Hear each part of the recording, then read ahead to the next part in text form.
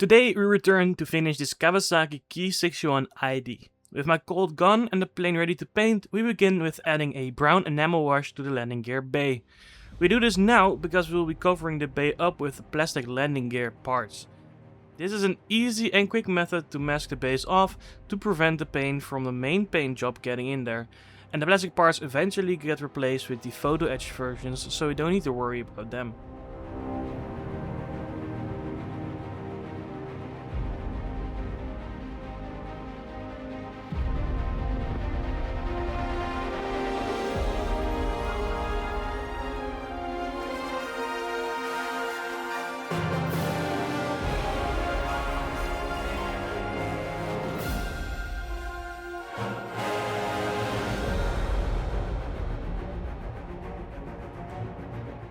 For the bare metal finish, we will need a glossy black surface.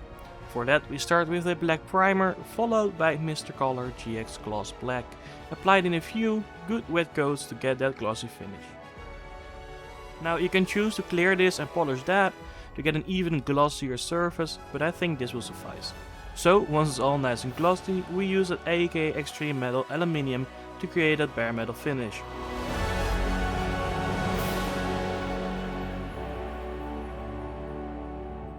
We start with a nice dust coat, followed by another light coat before going in with a heavier coat to properly cover the surface.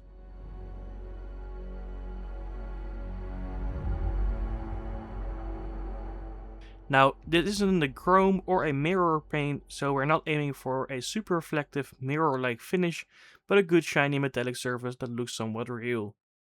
Now, AK Extreme Metal is one of the best airbrush metal paints, but is also fragile and can get peeled off with masking tape no matter how properly you prep the surface. I therefore apply a gloss coat over the aluminium to protect it. Once that's on, we start with the other colors. First a black for the anti-glare strip. I did not mask off the entire plane, which is a risk, but if sprayed at a low PSI and carefully done, this can be okay. Now this fake sense of safety did come around to bite me in the ass later when I did this method again and it did not go perfectly, but we'll see it when we get there.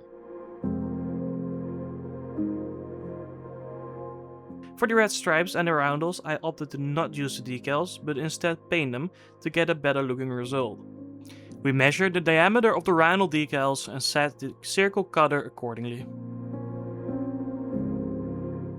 Once the circle is cut to size, we place it where the roundel should go on the wing and then apply the other piece of tape where we cut it from, using the circle as a guide. The inner circle is then removed and the roundel can be painted. For that we use Tamiya red.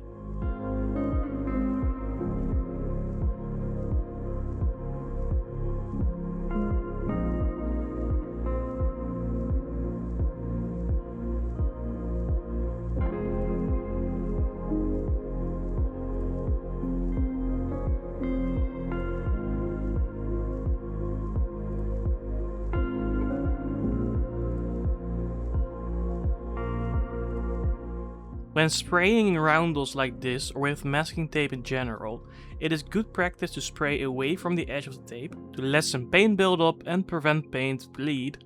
Not completely, but you will minimize the risk.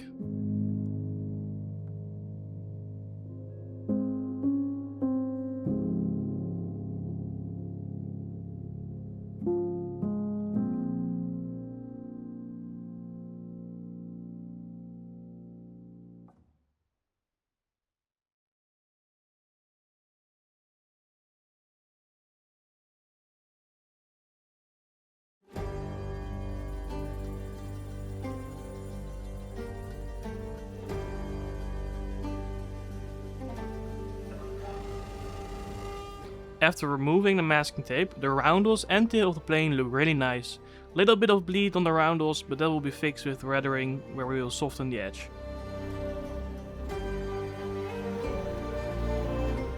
The anti-slip surface is painted with a brush. Now I should have either used the decals or masked this, but the result isn't the prettiest.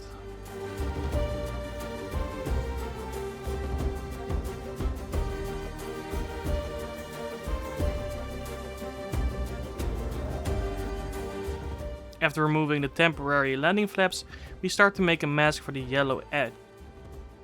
We do the same thing here. cut out the shape, tracing it from the decal.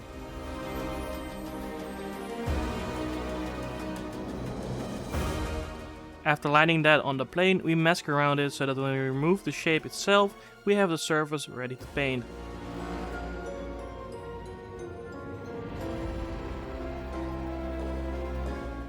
Now this is where not masking the entire plane bit me, as I sprayed along the direction the wind will flow to paint the front. Some of the paint came on the flaps and the back of the wings.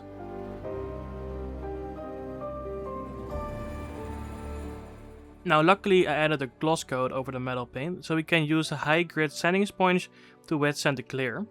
We remove an ever so tiny layer of along which the yellow paint will come off as well. Easy fix.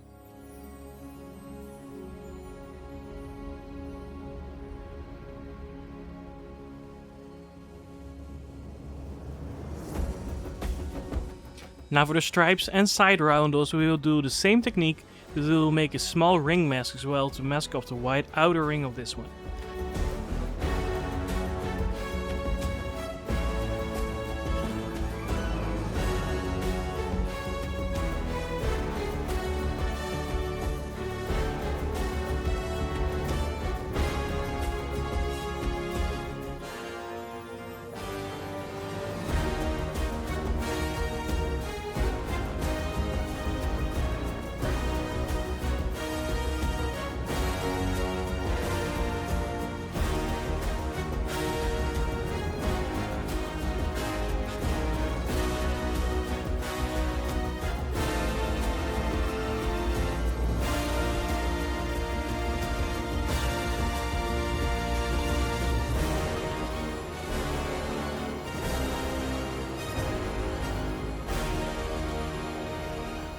Now after removing the masking tape, this looks really good.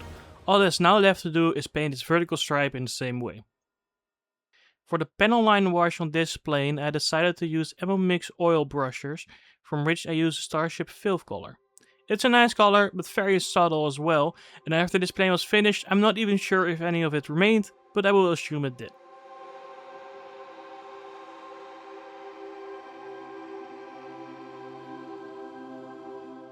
A cotton bud dipped in enamel thinner is used to remove the enamel wash.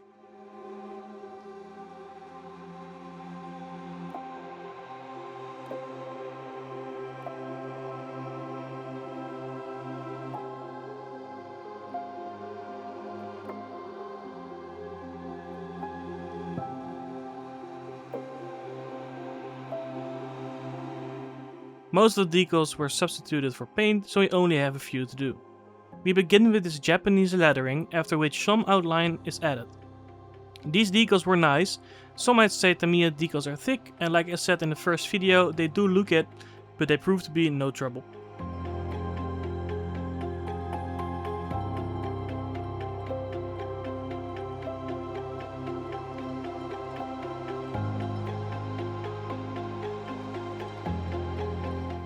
To help with the application, Mr. Mark Sadler and Softer are used, and the decals went on really well.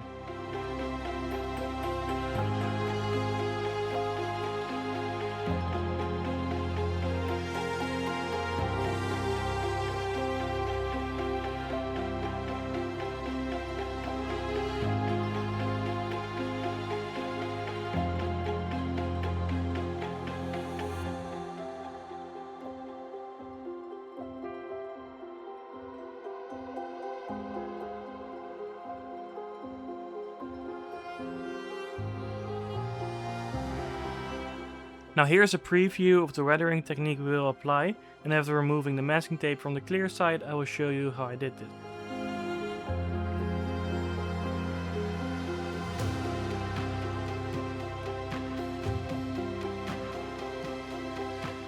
This gimmick is a really nice addition, but compared to the quality of the clear plastic used on the canopy, it's a bit of a letdown.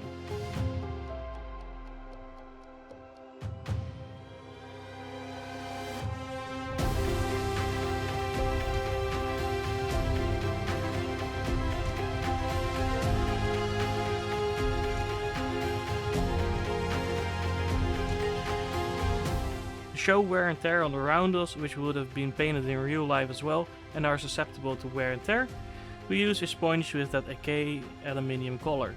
Just dabbing it along the edges of the markings as well as inside it shows where that happens due to wind, rain and other subjects of nature.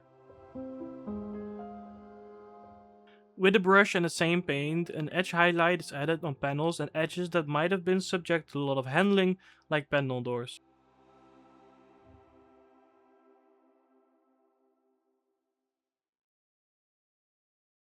This adds a good feel of realism and the result is really good in my opinion.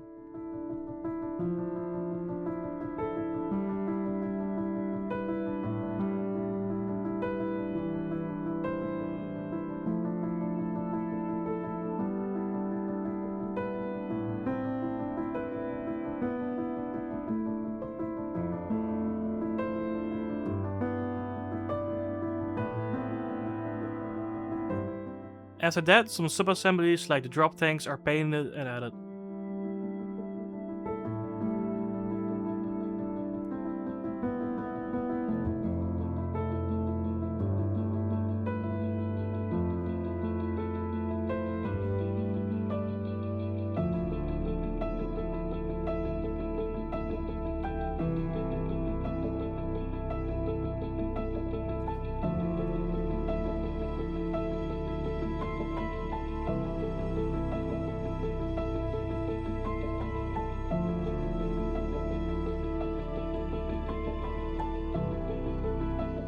I didn't have an acrylic rubber or tire paint, so I mixed some navy blue and black together.